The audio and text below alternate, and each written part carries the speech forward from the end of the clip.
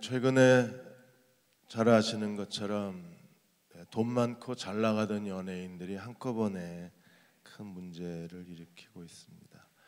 다 절친들입니다. 승리, 정준영, 최종훈, 용준영, 이종현 다 아주 친한 친구들입니다. 차례로 이런 여러 가지 의혹에 연루되어서 지금 아주 곤혹을 치르고 있고, 그리고 끝없는 추락에 빠지고 있습니다. 이 하나가 이게 그 버닝썬이라는 그 클럽에서 폭력 사건이 일어났는데, 그 폭력 사건 신고가 지금 이런 초대형 게이트까지, 승리 게이트라고 기사 제목이 떴는데, 아주 작은 폭력 사건 하나가 이런 어마어마한, 지금 며칠 사이에 계속 언론이 이 문제만 집중적으로 다루고 있습니다. 대통령께서 순방 가셨는데 지금 어디 계신지도 모르고 그냥 이 애들 얘기만 계속 나오고 있습니다. 결국에 하나의 작은 죄가 커다란 죄를 가져오게 되고, 그게 그대로 사자처럼, 오늘 다윗이 기도했는데 사자처럼 나를 찢고 나를 뜯을까 하나이다. 죄는 결국 언젠가는 우리를 사자처럼 물고 찢고 뜯어버려요. 그래서 죄가 두려운 겁니다. 오늘 7편에서 다윗은 하나님께서 자기를 이런 공경에서 건져 주실 뿐 아니라 의로우신 재판장이신 하나님이 자신의 의로움, 다윗의 의로움을 입증해 달라고 하나님께 기도하고 있습니다. 구약학자 페로우 교수는 그의 시편 주석에서 이렇게 말했습니다. 이 7편은 다윗의 좌우명과 같다. 세상을 심판하시는 이가 정의를 행하실 것이 아니니까. 그러니까 세상을 심판하신 하나님이 정의를 행해달라. 그게 다윗의 기도라고 했습니다. 그러니까 다윗은 그 정도로 간절하게 하나님이 공경에서 나를 구원해 주실 뿐 아니라 의로우신 하나님이, 재판관 심판자이신 하나님이 정의를 행해달라고 하나님 앞에 구하고 있는 거예요. 오늘 7편을 보시면 거기에 제목에 이렇게 써 있습니다. 다윗의 시가연, 베냐민인 구시의 말에 따라 여호와께 드린 노래. 베냐민인 구시가 어떤 사람이냐면 아마도 학자들이 사울 집안의 사람일 것으로 추정을 해요. 그리고 다윗은 지난 10년 동안 사울에게 계속 도피 생활을 해야 했었습니다. 사울은 열등감에 빠져서 계속 다윗을 추격해 왔어요. 거의 한 10년 이상 계속 다윗을 죽이려고 사울이 추적해 왔습니다. 그 이야기가 사무엘상 19장에서 31장까지 기록되어 있어요. 그러니까 사울의 추격, 다윗의 도피가 크게 세 덩어리, 세 시기에 걸쳐서 무려 10년이 넘게 전개가 됐는데, 다윗의 도피했던 도시와 그 장소가 19장에서 31장까지 무려 16군데가 기록이 되어 있어요. 다윗은 정말 힘들게 이 사울의 추격을 피해서 도피의 도피를 계속해야 했었습니다. 그러는 가운데 사울 집안의 구시, 어떤 한 개인이거나 어느 한 집단일 거예요. 이 구시라는 사람 또는 구시라는 한 단체가 아주 지독하게 다윗을 경멸하고 다윗을 대적하고 다윗을 고통스럽게 만들었어요. 이 구시의 대적으로 인해서 다윗이 하나님 앞에 오늘 하나님의 정의를 실현해 달라고 기도하고 있는 겁니다. 먼저 7장 1절에서 2절까지 다윗은 원수들로부터 구원해 주시기를 기도하고 있습니다. 여호와 내 하나님이여, 내가 주께 피하오니. 다윗은 피할 데가 없었어요. 아무도 다윗을 도와줄 수 있는 사람이 없었습니다. 내가 주께 피하오니 나를 쫓아오는 모든 자들에게서 나를 구원하여 주옵소서. 모든 사람이 다 다윗을 대적했습니다. 심지어 다윗이 도와주었던 사람들마저도 다윗을 배신하고 다윗의 등에 칼을 겨누었어요. 그런 고통스러운 시간 속에서 다윗은 나를 쫓아오는 모든 사람들에게서 나를 구원해내 주십시오. 2절에 건져낼 자 없으면, 하나님이 나를 건져내지 아니하시면, 하나님이 오직 하나님 한 분밖에 의지할 데가 없고 하나님 한 분밖에 피할 데가 없는데, 하나님이 나를 건져내지 아니하시면 그들이, 다윗을 그 쫓아오는 사람들이 사자처럼 다윗을 찢고 뜯을까 염려한다고 했습니다. 오늘 우리도 하나님밖에는 우리의 피할 데가 없습니다. 그분이 우리를 안전하게 보호하여 주실 것이고, 그분이 시련이 끝날 때까지 하나님께서 주의 날개 그늘 아래 우리를 숨게 하여 주실 것입니다. 우리가 하나님을 의지할 때 하나님은 오늘도 공경에서 우리를 구원하시는 분이십니다. 엘렌 로스 여사의 기쁨의 여정 이야기를 몇 번 드렸습니다. 오대원 목사님 부부는 정말 신실하고 하나님께 바쳐진 헌신된 분들이셨습니다. 엘렌 로스 여사가 이 책에서 한국에서 추방당한 이후에 하나님이 오히려 더 은혜를 주셨다 그랬어요. 한국 그 예수전도단은 더 성장하게 되었고, 오히려 오대원 목사님과 엘렌 로스 두 분은 더 믿음이 강해졌고, 그리고 서로에 대한 사랑이 깊어졌으며 하나님께서 한국 이민 1.5세 2세를 동원하라고 하신 하나님의 사역이 이제 문이 열리기를 시작을 한 거예요. 엘렌 로스 여사는 책에서 이렇게 말합니다. 고난이 왔을 때 고난을 피하지 않고 하나님의 은혜 앞에 놔두면 고난이 축복으로 바뀌는 걸 경험한다 그랬어요. 고난을 피하거나 고난을 외면하는 게 아니라 고난을 하나님 앞에 두면 고난이 어느 날 하나님의 축복으로 바뀐다는 거예요. 두 분의 한국에서 추방당한 두 분도 그 고난을 하나님 앞에 뒀을 때 하나님이 축복으로 바꾸어 주셨어요. 뉴욕에서 그 8년 동안 청소년 신앙 운동을 하고 청소년 집회를 하셨었는데, 여름 수양회 때 한 200여 명의 1.5세, 2세 아이들, 한인 아이들이 모여서 이제 여름 수련회를 했습니다. 근데 어떤 목사님이 한 15살 된 중학생 여자아이 하나를 이 엘렌 로스 여사한테 맡긴 거예요. 제발 이 아이 좀 변화시켜 달라고. 그 아이가 누구냐 하면 뉴욕 그 한인 깽단의 아주 주요 멤버였었어요. 15살 여자애가 깽단이었어요. 한인 깽단의 아주 메인 멤버였었습니다. 이 아이가 신앙에 관심을 가질 리가 없죠. 그래서 집회하는 내내 맨 뒤에 앉아서 팔짱 딱 끼고 눈 감고 그리고 집회 내내 앉아 있었어요. 그런데도 도망갈 생각을 안 하고 그냥 거기 계속 앉아서 말씀을 듣는 겁니다. 마지막 날 이제 오대원 목사님이 사랑에 대해서 설교를 했었는데, 사랑을 듣고 있던 아이들이 갑자기 하나 둘씩 거꾸로지기 시작했어요. 성령의 역사였어요. 그냥 말씀을 전했는데 베드로가 설교했을 때 고넬료의 집에 성령이 임한 것처럼 그 아이들의 마음이 열리고 아이들이 하나님 앞에 회개하기를 시작을 한 거예요. 그 회개하는 그 연쇄 반응 속에 이 15살 깽단 여학생도 회개를 한 거예요. 순식간에 성령이 그 아이들의 마음을 뒤덮어 버렸어요. 그래서 아이들이 계속 회개하고 찬양하고 기도하면서 무려 새벽 3시까지 아이들이 계속 기도를 했습니다. 그날이 마지막 날이었는데 새벽 3시까지 아이들이 기도를 한 거예요. 그 목사님이 부탁한 이 3학년 여중생, 15살 여중생 옆에 엘렌 로스 여사가 계속 옆에서 같이 기도를 했습니다.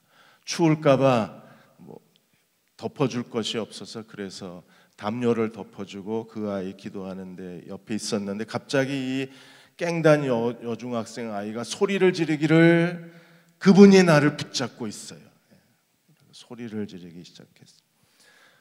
엘렌 로스 여사가 깜짝 놀라서 쳐다봤는데 아무도 없는데 이 아이는 소리를 지르기를, 그분이 나를 붙잡고 있어요. 누가 널 붙잡고 있냐 그랬더니 예수님이 나를 붙잡고 있어요. 그리고 내게 말씀하시기를 사랑한다고 그러세요. 아이가 그날 주님을 만난 겁니다. 어떤 아이도 주님을 만나면 변화될 수밖에 없어요. 다시 부모와 교회로 돌아갔을 때 아이는 완전히 변화가 돼 있었습니다. 그리고 지금 이 아이는 다시 공부를 시작해서 예술대학을 나오고 디자인 회사를 세우고 지금 디자인 회사 CEO로 그렇게 활동하고 오대호 목사님 부부의 절대 지지자가 됐습니다. 우리가 구원해 달라고 하나님 앞에 기도했을 때 하나님은 이런 놀라운 방법으로 우리의 피난처가 되어주시고 우리의 구원자가 되시는 하나님이십니다. 3절에서 9절까지 하나님은 어떤 분이세요? 의로우신 심판자, 의로우신 재판관이십니다.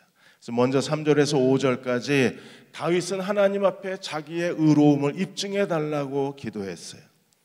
3절에 여호와 내 하나님이여 내가 이런 일을 행하였거나 내 손에 죄악이 있다면, 만일에 하나님 보실 때 악이나 죄악이 있다면, 다윗이 하나님이 경멸히 여기시는 어떤 죄를 짓고 있거나 그 손에 악이 있다면 다윗은 기꺼이 심판을 받겠다고 기도하는 거예요. 어떤 죄를 얘기했습니까? 4절에 화친한 자를 악으로 갚았거나 다윗에게 친절을 베풀어 준 사람을 도리어 악으로 갚았거나 내 대적에게 아무 이유 없이 내가 상대방의 재산이나 상대방의 소유를 빼앗았거든. 5절에 그는 하나님 앞에 만일에 내가 그런 죄를 지은 사람이라면 하나님 이렇게 하셔도 나는 좋습니다 라고 기도해요. 어떻게 해요? 5절에 보시면 5절을 우리가 세번역에는 이렇게 되어 있습니다. 원수들이 나를 뒤쫓아와서 내 생명을 덮쳐서 땅에 짓밟고 내 영광을 먼지 속에 뒹굴게 하여도 나는 괜찮습니다. 5절의 개정은 이렇게 말합니다. 원수가 나의 영혼을 쫓아잡아 내 생명을 땅에 짓밟게 하고 내 영광을 먼지 속에 살게 하소서. 내 영광을 먼지 속에 뒹굴게 하여도 나는 좋습니다. 다윗은 자신이 하나님 앞에 어떻게 진실하고 의롭게 살았는가를 고백하면서 하나님 만일에 내가 이런 죄가 있다면 어떤 죄요? 내게 친절을 베푼 사람을 도리어 그에게 해를 끼치고 내가 아무 이유 없이 사람들에게 어떤 것을 빼앗고 사람들에게 고통을 주고 사람들에게 이유 없이 괴롭게 했다면 하나님 나를 이렇게 하셔도 괜찮습니다. 어떻게 해요? 내 생명을 땅바닥에 내던지시고 내 영광을 쓰레기통에 던지셔도 나는 괜찮습니다. 다윗은 그렇게 의로우신 하나님이 자신의 의로움을 입증해 주시기를 기도하고 있는 거예요. 6절에서 9절까지 다윗은 하나님 앞에 하나님이 자신을 변호해 주시기를 요청을 합니다. 어떤 하나님께요? 심판하시는 하나님께 자신의 변호를 요청해요. 그래서 6절에 여호와여 진노로 일어나셔서 하나님 일어나 주십시오. 어떤 하나님이 진노를 베푸신 하나님이여 일어나 주십시오. 내 대적의 모든 노를 막아 주십시오. 내 대적에 아무 이유 없이 나를 공격하고 나를 해롭게 하고 나를 괴롭히는 그들의 모든 악함을 주님 막아 주십시오. 나를 위하여 깨어나 주십시오. 주께서 심판을 명령하셨나이다. 히브리어 원문에는 이렇게 되어 있습니다. 나를 위하여 주께서 명령하신 그 심판을 이제 깨어나게 해 주십시오. 이제 하나님 심판해 주십시오. 그건 하나님 앞에 기꺼이 자신의 삶을 다 열어놓고 하나님 심판해 주십시오. 하나님의 심판이 어떻게 진행이 되나요? 7절과 8절에 보시면 하나님의 심판이 만민을 심판하신 하나님이 우리 한 사람을 심판하시는 거예요. 그래서 7절에 민족들의 모임이 주를 두르게 하시고 그 위에 높은 자리로 돌아오소서. 하나님께서 모든 민족을 다 모아놓으시고 세번역 성경에는 이렇게 되어 있습니다. 민족들을 주님 앞으로 모으시고 그 높은 법정으로 하나님 돌아와서 앉아주십시오. 하나님의 모든 민족을 하나님 보좌 앞에 모으시고 하나님께서 높은 법정에 앉으셔서 심판해 주시기를 구하는 거예요. 그래서 8절에 여호와께서 만민에게 심판을 행하시오니, 그래서 하나님은 만민을 심판하시는 하나님이십니다. 언젠가 그리스도가 다시 오실 때 하나님은 모든 민족과 족속과 열방을 하나님 보좌 앞에 모으시고 하나님의 거룩한 심판이 진행이 될 거예요. 그때 하나님 앞에 의인과 악인의 운명이 갈라질 수밖에 없습니다. 지금도 전 세계에서 기독교에 대한 거대한 박해가 일어나고 있습니다. 성경의 애굽으로 알려진 이집트 같은 경우에는 오픈도어스의 세계 기독교 박해 순위의 16번째 나라입니다. 이 이집트의 지금 교회가 정부에서 2016년도에 모든 교회가 정부 승인을 받게 되어 있는데 지금까지 정부가 승인한 교회가 몇 개인 줄 아십니까? 783개밖에 안 됩니다. 작년에 2018년도에 정부가 계속 3,700개 교회가 승인 요청을 했는데 지난 2월까지 정부가 지난 1년 동안 승인한 교회가 156개밖에 안 돼요. 이집트라는 나라에서 기독교인으로 산다는 것은 정말 힘겨운 일이 되는 거예요. 그들은 의도적으로 이런 정부의 법을 개정해서 기독교를 탄압하고 예수 믿는 사람들을 핍박하고 있는 겁니다. 언젠가 하나님이 모든 열방을 하나님 보좌 앞에 모으시고 그리고 하나님이 이 세상을 심판하시게 될 거예요. 그리고 세상을 심판하신 하나님이 오늘 8절에 보시면 여호와여 나의 의와 나의 성실함을 따라 나를 심판해 주십시오. 열방을 심판하신 하나님 앞에 다윗은 온 마음으로 구하기를 여호와여 이제 나를 심판해 주십시오. 하나님이 심판하신다는 것은 하나님이 다윗을 구원하신다는 것과 같은 거예요. 오늘 우리도 하나님 앞에 구해야 합니다. 하나님 이 땅을 심판해 주십시오. 어제 북한 선교학교에서 그 목사님이 강의를 하셨습니다. 저는 어제 참석을 못해서 모임이 있어서 그래서 녹음을 해달라고 그러고 오늘 녹음 강의를 듣다가 너무나 충격을 받았습니다. 북한 땅에 지금 어린 여자아이들이 성매매로 다 팔려가는 거예요. 그것도 뭐 10만 원, 20만 원, 30만 원에 이 아이들이 팔려가나 봐요.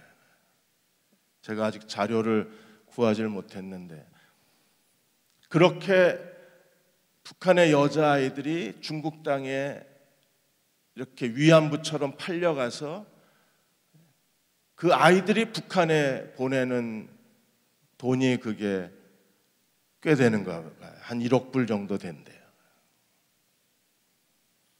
지금 북한의 이런 인권 문제가 해결이 되지 않고 있는 상황에 우리가 하나님 앞에 도대체 무엇을 기도해야 될 것인가에 대해서 순간적으로 너무 당황을 했습니다. 지금 남북한 통일에 대한 이야기가 많이 있고 그게 이슈화되어 있고 그게 국제 정세가 되어 있는 상황에서 우리는 뭘 기도해야 되나? 하나님 이 땅을 심판해 주십시오라고 기도할 수밖에 없어요. 그 심판은 멸망이 아니라 그 심판은 이렇게 고통당하는 사람들에 대한 하나님의 구원입니다. 그리고 그러한 일들을 묵인하고 내버려 두는 악한 세력에 대한 그 사람들은 마땅히 하나님의 책망을 받아야 되고 그런 제도 가운데 그런 시대 가운데 자신의 인권을 잃어버리고 생명의 존엄성을 잃어버리고 그렇게 생명이 허비되는 이런 사람들은 하나님이 건져내셔야 되잖아요. 한쪽은 하나님이 책망하시고 한쪽에서는 하나님이 건져내셔야 돼요. 다윗이 그래서 여호와여 심판해 주옵소서 기도하는 겁니다. 지금 다윗을 얽어매고 있고 다윗을 힘겹게 만드는 그 모든 상황들에 대해서 이 문제를 해결할 수 있는 건 여호와여 심판해 주옵소서. 그 기도밖에 없는 거예요. 다윗은 어떻게 기도했습니까? 나의 의와 나의 성실함을 따라 나를 심판해 주십시오. 다윗이 하나님 앞에 의로우면 하나님이 구원하실 것이고, 악하면 5절대로 그냥 되는 거예요. 만일에 다윗이 악한 존재라면 하나님이 어떻게 하신다고요? 다윗의 생명을 파멸에 몰아넣으시고 다윗의 영광을 쓰레기통에다 내다 버리실 거예요. 근데 다윗은 하나님 앞에 지금까지 의롭고 정직하게 살았어요. 그래서 하나님 앞에 기도하는 겁니다. 우리도 이 기도를 할 수 있는 사람이어야 합니다. 여호와여, 나를 내 의와 내 성실함을 따라 나를 심판해 주십시오 라고 기도할 수 있는 믿음의 사람들이 되어야 합니다. 그럴 때 하나님의 구원과 그리고 하나님의 놀라우신 섭리가 나타나게 되는 거예요. 우리가 하나님 앞에, 하나님은 어떤 분이십니까? 하나님은 우리의 모든 것을 다 알고 계신 하나님이십니다. 그러므로 그 하나님 앞에 정직하게 나아가서 진실한 마음으로 나아가서 우리가 하나님의 도우심을 구할 수 있어야 돼요. 7장 9절에 보시면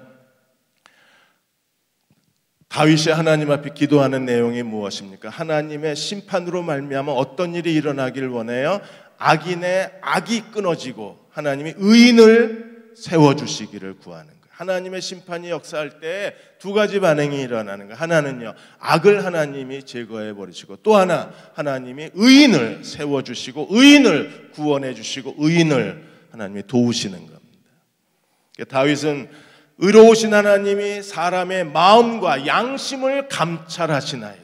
내 의와 성실함을 따라 나를 심판하옵소서. 그리고 그 하나님은 어떤 하나님이세요? 의로우신 하나님이 나의 마음과 양심을 감찰해 주십시오. 하나님 모든 걸 다 알고 계신 하나님이십니다.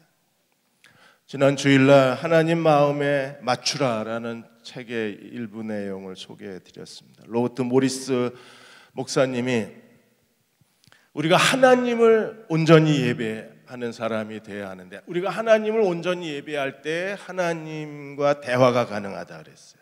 하나님의 음성을 들을 수 있다. 그래서 하나님과 친해지는 확실한 방법, 그리고 하나님과 더 깊고 풍성한 교제 가운데 하나님과의 관계 속으로 들어가기 위해서라면, 그리고 우리의 삶에 하나님이 주시는 큰 승리를 경험하기 원한다면 우리가 제일 먼저 해야 될 일이 뭐라 그랬어요? 하나님을 예배하는 일이라 그랬어요. 하나님을 찬양하고 하나님께 기도하고 하나님 말씀을 듣고 우리가 마음으로 깨달을 때 우리는 하나님과 더 가까이 나아갈 수 있고 하나님과 대화의 자리로 나아갈 수 있어요. 온전히 하나님을 예배한 후에 우리가 해야 될 일이 하나님께 우리의 고난과 시련과 어려움을 마치 사람에게, 친구에게, 부모에게 말하듯이 하나님께 내 고민을 말하라 그랬습니다. 먼저 하나님을 예배해라. 그리고 하나님께 너의 고민을 말해라. 그러면 하나님이 우리에게 말씀해 주신다고 하셨습니다.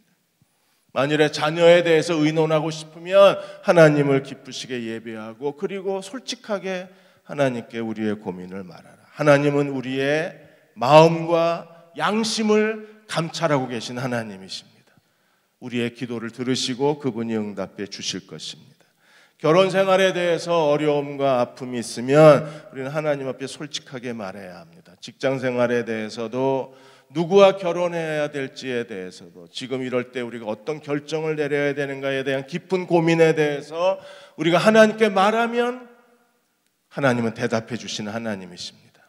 그리고 그 하나님은 우리의 마음과 양심을 다 꿰뚫어 보시는 하나님이십니다. 우리에게 가장 좋은 길을 선택해 주실 것입니다.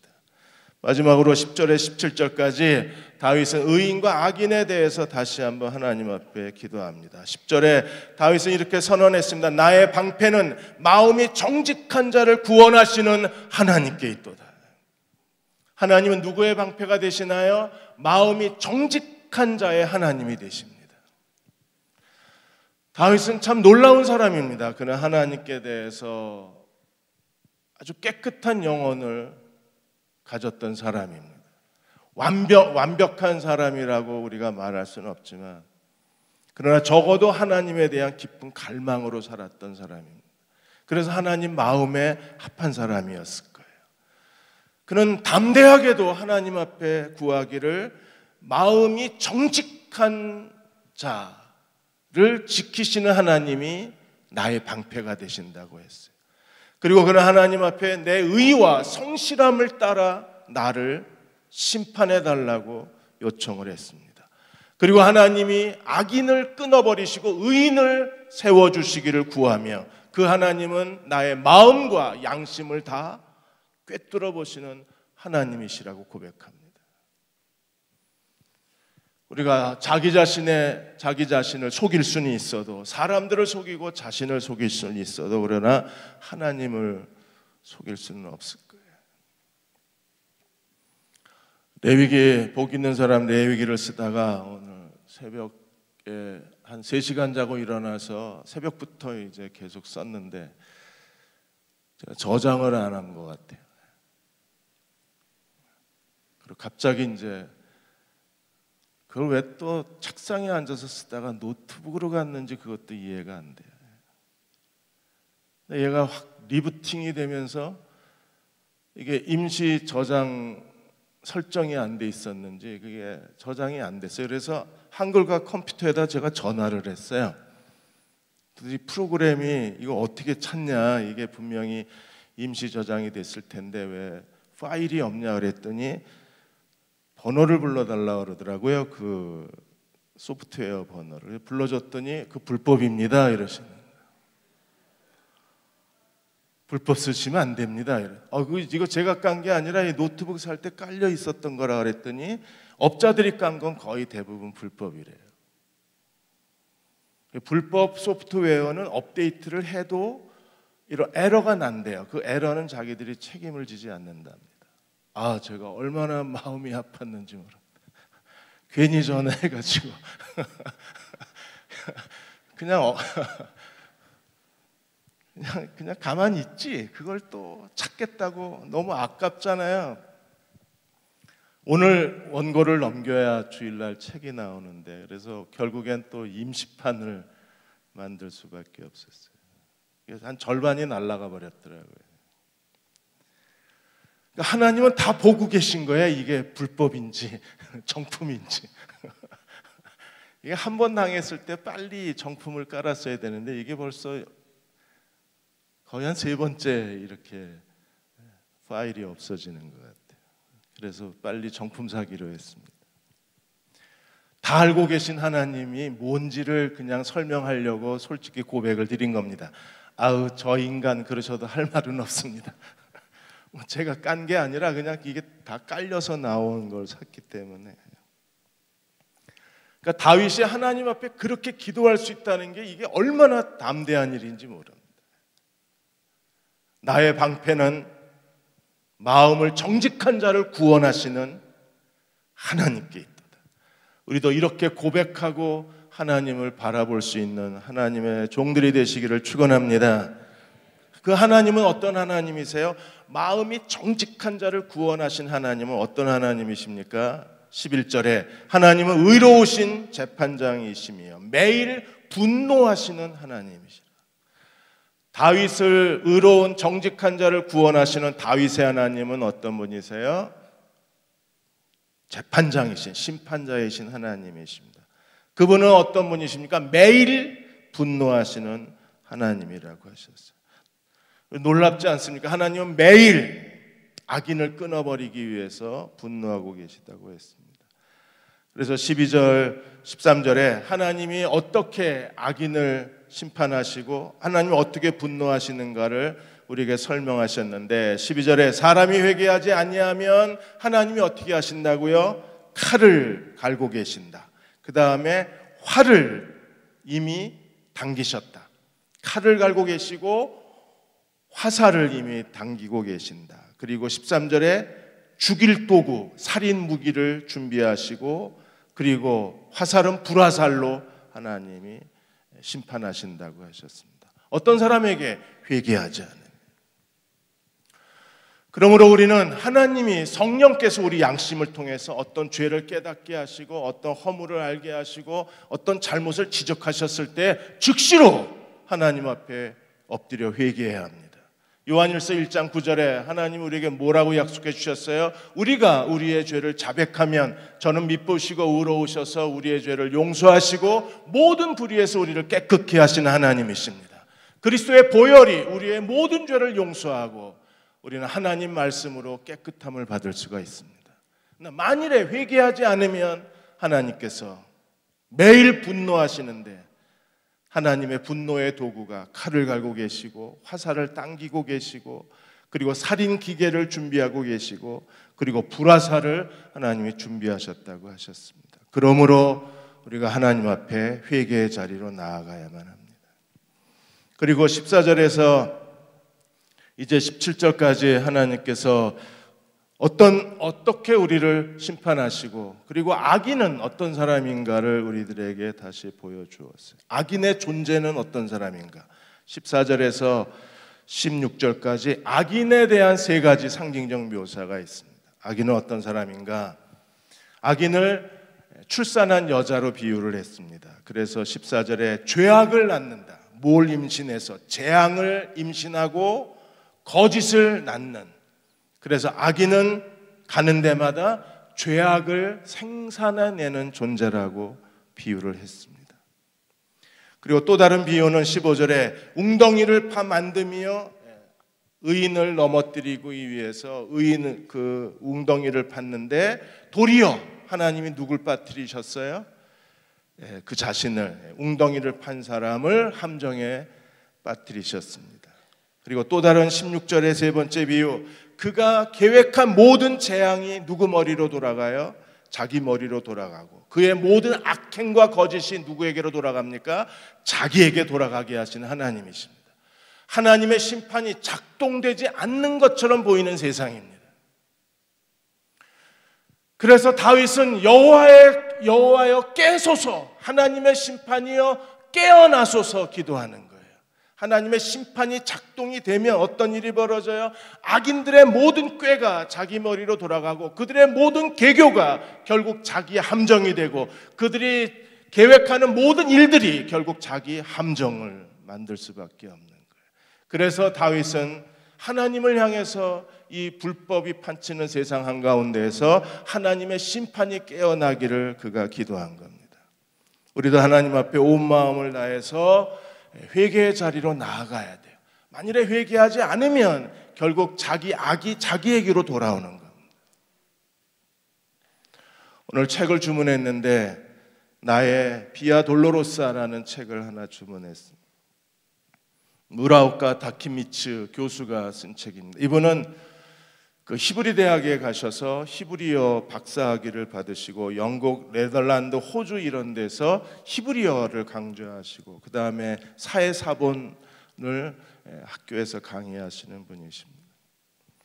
이분이 2003년도부터 일본의 압제에서 고통당하는 나라에 찾아가서 사죄하고 그래서 돌로로사, 나의 그 비아 돌로로사, 나의 고통의 길, 참회의 길을 지금 2003년도부터 걷고 계신 거예요. 한국으로부터 시작해서 아시아의 9개 나라에 가서 거기 그 일제 식민지 동안에 죽임을 당한 사람들의 위령패에서 가서 절을 하고 그리고 그 사람들을 찾아가서 참여하고 그리고 그 나라에서 무료 강의를 해주고 계십니다. 이분이 이렇게 한 이유는 영국의 맨체스터 학교의 교수로 있었을 때 그분이 그 콰이강의 다리 영화를 보게 됐습니다. 콰이강의 다리는 미얀마에서 태국까지 415km 철길을 그 연합군 포로하고 포로 6만 명하고 그리고 동남아시아 강제로 끌려온 주민 20만 명이 그 철도를 건설하는 장면입니다. 그게 이제 다큐 영화를 만들어요. 그걸 보고 이 교수가 크게 깨달은 거예요. 일본이 얼마나 악한 민족이고 얼마나 이 동남아 사람들에게 큰 죄를 저질렀고 그리고 연합군에게 얼마나 큰 악을 행한 민족이라는 사실을 깨달아요. 자기가 지금 영국에서 강의를 하고 있는데 영국 같은 경우에도 3만 명의 포로가 잡혔습니다. 2차 세계대전 때. 그중에 일본의 강제 노동에 시달리다가 죽은 사람이 7천 명입니다. 근데 일본이 영국 정부에 알아보니까 일본이 영국 정부에 한마디 지금까지 사과도 없고 죽은 7천 명에 대한 어떤 법적 보상도 안 했다는 사실을 깨달아요. 독일은 매년 그들은 사과를 하고 그리고 유태인에 대해서 지금도 계속 끊임없이 보상을 하고 있는데 일본 정부는 침묵하고 있는 겁니다. 그래서 이 교수가 나라도 가서 참여해야 되겠다. 나라도 가서 용서를 빌어야 되겠다. 그래서 2003년도부터 한국으로부터 시작을 해서 지금 동남아 9개 나라를 다니면서 용서를 빌고 있습니다. 일본도 회개해야 합니다. 어느 날 하나님 심판이 깨어나면 그 자신들의 악에 대해서 징벌을 받을 거라는 두려움이 없는 거예요. 그리스도인들 마찬가지입니다. 한두 번 해보니까 아무 일이 없으니까 괜찮을 줄 압니다. 아닙니다.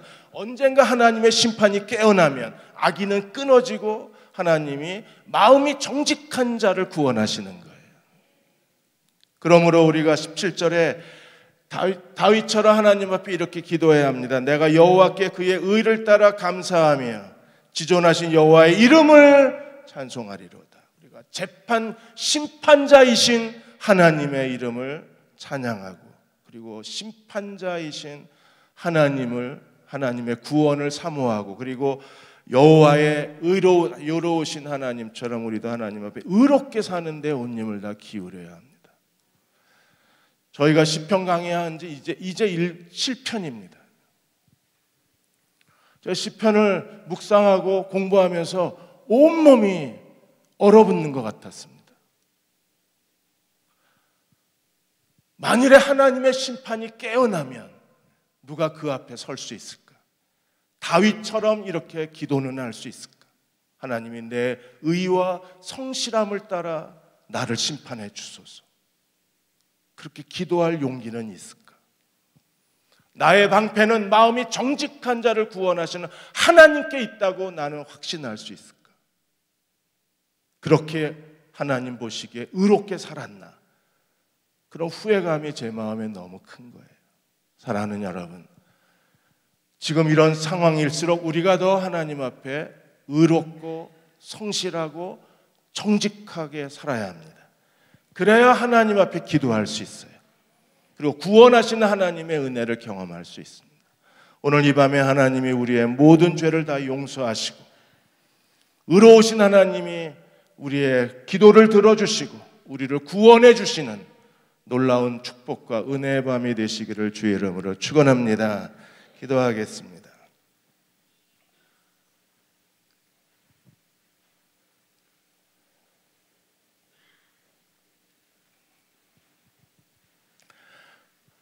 아버지 하나님, 다윗처럼 기도하고 싶습니다. 다윗의 시편을 읽고 묵상하고 암송하며 저의 신앙이 참 어리다는 생각을 많이 하게 됐습니다. 하나님, 저희들이 더 믿음이 자라나고 하나님의 은혜 안에 성장해서 다윗처럼 담대하게 기도할 수 있는 믿음의 사람들 되게 도와 주옵소서. 오늘 이 밤에 하나님의 구원을 사모하는 많은 교우들이 있습니다. 하나님, 그분들의 간절한 기도를 들으시고 이 밤에 응답하여 주옵소서. 구원받아야 될 사람들, 또 치유받아야 될 사람들 이름을 불러가며 이 밤에 기도하겠습니다. 주여 들으시고 응답하여 주셔서 지존하신 여호와의 이름을 찬양하는 저희 모두가 되게 도와 주옵소서.